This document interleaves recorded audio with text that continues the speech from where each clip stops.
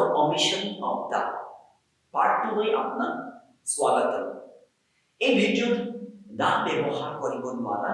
নিয়মৰ দ্বিতীয় ভাগটোত আমি পালোহি দ্বিতীয় ভাগত আৰু কেইটামান পইণ্টছ পাওঁ প্ৰথম ভাগত আমি পাইছিলোঁ কেইটামান পইণ্টছ যত নেকি বাক্যত কওঁতে বা লিখোঁতে আপোনালোকে দা ব্যৱহাৰ কৰি নিদিব বুলি কৈছিলোঁ মনত আছেনে এতিয়া দ্বিতীয় ভাগত আমি শিকিবলৈ যত্ন কৰিম যে আৰু কেইটামান পইণ্টছ আছে টপিক আছে বা স্থান আছে যত নেকি আপুনি বাক্য এটা দা ব্যৱহাৰ কৰিব নোৱাৰিব দা বা দি ব্যৱহাৰ কৰিব নোৱাৰিব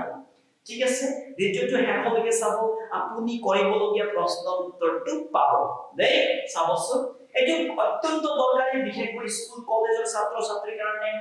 ইন্টাৰভিউ দি থকা ছাত্ৰ ছাত্ৰীৰ কাৰণে বা স্পিকিং বা ৰাইটিংৰ কাৰণে দেই মনত থব চাব দা কেতিয়া ব্যৱহাৰ কৰি নিদিব প্ৰশ্নটো এইটো হয়নে বিফৰ গেমছ এণ্ড স্পৰ্টছ মনত থব শব্দ এটা খেলৰ নাম যদি থাকে শব্দ তাৰ বিফৰত দা ব্যৱহাৰ কৰি নিদিব উদাহৰণ হিচাপে she plays football full stop to থাকিব দেই she plays football ইয়াতে full stop থাকিব oh sorry yes she plays football ইয়াত খেলৰ নাম কি হয় ফুটবল নহয়নে বাৰু ফুটবল শব্দৰ বিফৰত দা ব্যৱহাৰ কৰা হৈছে নেকি নাই নহয় এই কথাটো মনত হ'ব জীৱনত আৰু কেতিয়াও ভুল নহ'ব যদি IELTS কোৱাৰ মাধ্যমেদি আপুনি ইংৰাজী শিকিব যত্ন কৰে IELTS ষ্টুডেণ্টে এই ধৰণে পায় কথাবোৰ একদম তন্নতন্নকৈ একদম পানী ঠিক আছে বলক দা আমি কেতিয়া ব্যৱহাৰ নকৰোঁ বিফৰ মিলছ এতিয়া ভোজন আহাৰ ধৰি লওক ব্ৰেকফাষ্ট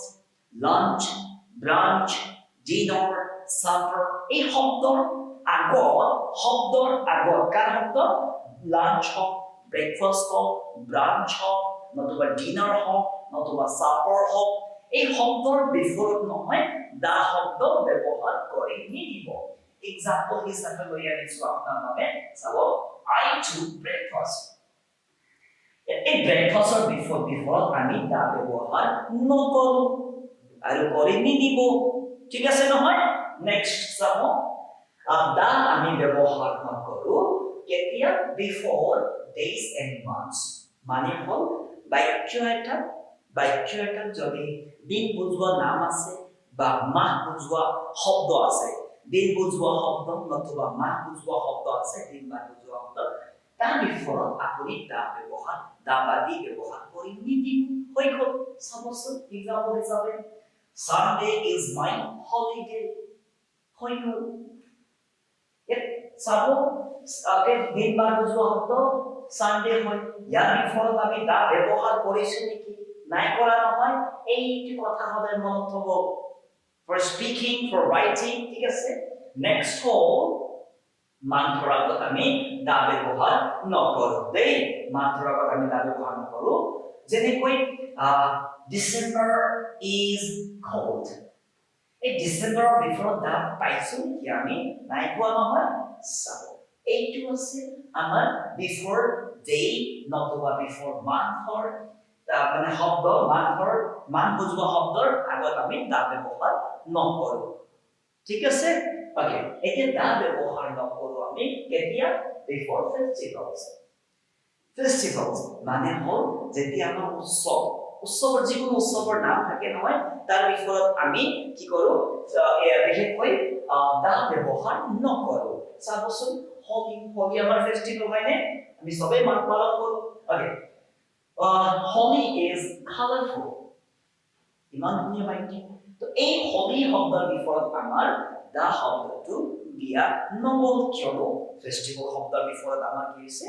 দা শব্দটো ব্যৱহাৰ নহয় ওকে নেক্সট হ'ল আমি দা ব্যৱহাৰ কৰিব নালাগে কেতিয়া জানেনে before names of streets parks stations and airports এইবিলাক শব্দৰ বিফলত আমি দা ব্যৱহাৰ কৰি নিদিওঁ উদাহৰণ হিচাপে চাব Nehru Park is beautiful এতিয়া চাওকচোন নেহেৰু পাৰ্কৰ বিষয়ত দা ব্যৱহাৰ কৰা নাই ঠিক আছে গুৱাহাটীত নেহেৰু পাৰ্কটো চবেই গম পাওঁ নহয় ইয়াৰ বিষয়ত আমাৰ দা ব্যৱহাৰ নহয় তো পাৰ্কৰ আগত আমি কি হৈছে পাৰ্ক বুজোৱা শব্দৰ আগত আমি কি হৈছে দা ব্যৱহাৰ নকৰোঁ তাৰপিছত আৰু এটা ষ্টেচনলৈকে মই এটা এক্সাম্পল দেখাইছো চাবচোন Guwahati railway station is busy